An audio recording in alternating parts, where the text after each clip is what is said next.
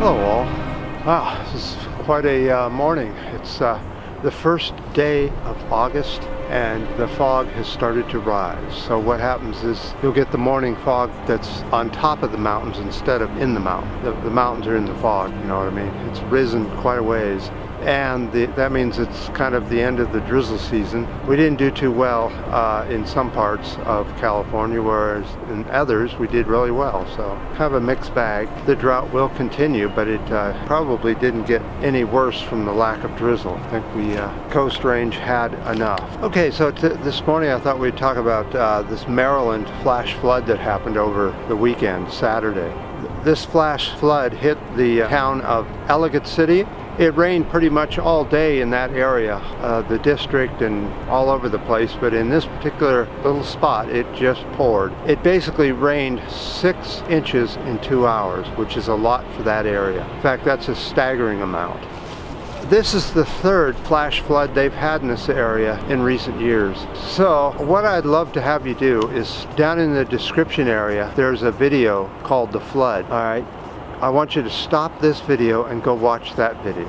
Alright, so I guess you're back. In that video, you saw something pretty amazing. You saw a flash flood coming on quickly, a lot of oh my gods, and an amazing amount of stupidity from, you know, oh, open the window, can't, it's stuck. Well, let's break the window. No, we don't want to do that to the restaurant.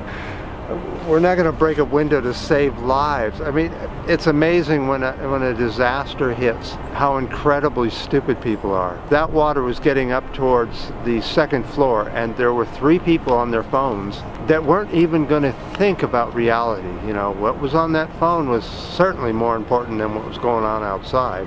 And I know they were just playing around on it because if they were doing anything real, they'd be on the speaker part of it saying, hello 911, we have a flood, could you come and rescue us? You know, you're not going to sit there and text it.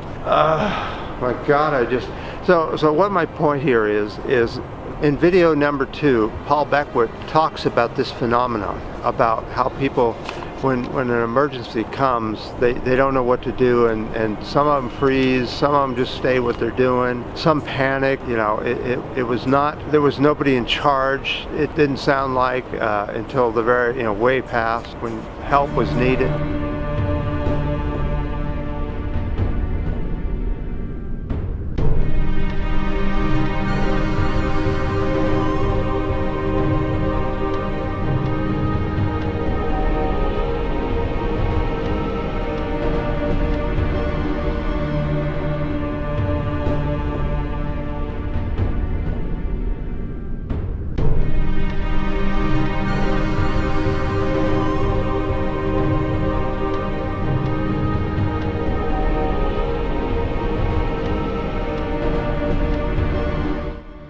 The same, as Paul says, goes with the environment. These disasters are coming more and more frequent. The water vapor is increasing in the atmosphere. Just look at the humidity index. Each year you'll see it's going up and up.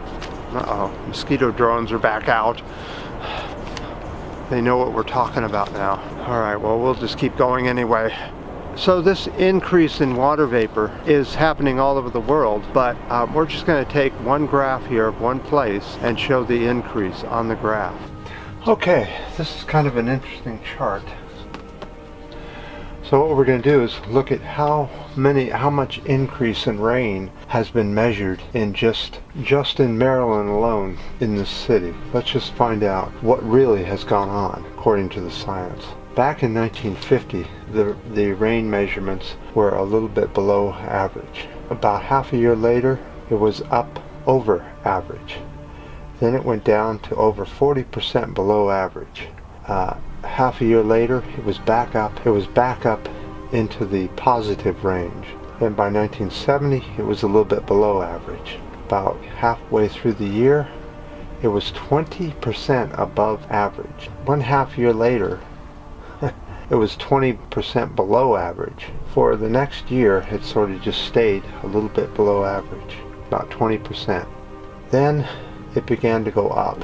1990s, it was going up and staying up above average. By 2000, it was up about just under 20% above average. By 2010, the averages were up in the 40% above average range. Now let's don't forget that for every degree of climate increase, so that if the temperature in your area goes up by 1 degree, you increase the amount of humidity in the air by 4% for every degree. It's a scientific proof that you're going to have more moisture in the air, in the atmosphere, which is going to cause more rain. These graphs are just for that individual area. You can have another area 10 miles away that has a normal graph. You know, it depends on the way the land lays and the way the clouds come over the land and where it dumps its water and that sort of thing. But it just means that the storms that you had 10 years ago are mild compared to the one you're going to be seeing year after year after year. And it's just going to increase to the point of where everybody, absolutely everybody, is having, you know, a disaster here, a disaster there, and you'll no longer have a very viable country to run because you've got so many disasters happening and nobody knows what to do.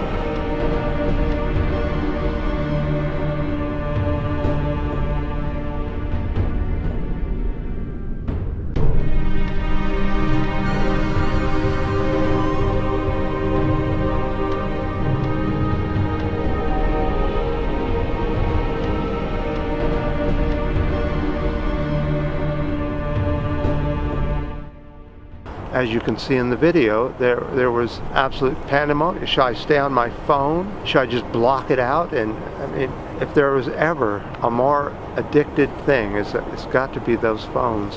I've never seen anything like it before. So I just happen to have the time to go ahead and let's do a numbers thing. Let's find out whether you're connected to the Tower of Truth or not. We're going to roll 2 dice with 2 numbers. No, Mushy, you cannot have 1 or number 13. Doesn't work that way.